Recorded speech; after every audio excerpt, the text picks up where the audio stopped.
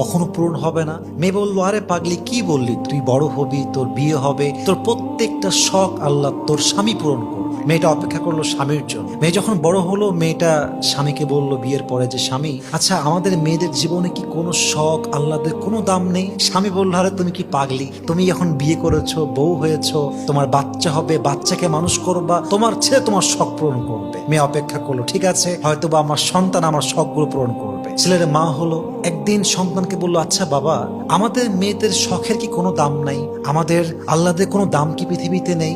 সন্তান বলছে, মা তোমার কি মাথা খারাপ? তোমার বয়স হয়ে গিয়েছে, তোমার এক পা কবরে ঢুকে গিয়েছে, তুমি এখন আল্লাহ বিল্লাহ করবা, কবরের ফিকির করবা। তখন মেয়েটা বুঝতে পারলো যে আসলে পৃথিবীতে নারীদের শখ বলতে কিছু নেই। পৃথিবীটা নারীদের আল্লাহ পূরণের জায়গা নয়। নারীদের প্রথম এবং শেষ ঘর কবর ছাড়া আর কিছুই হতে পারে না। ঠিক কিনা বলেন?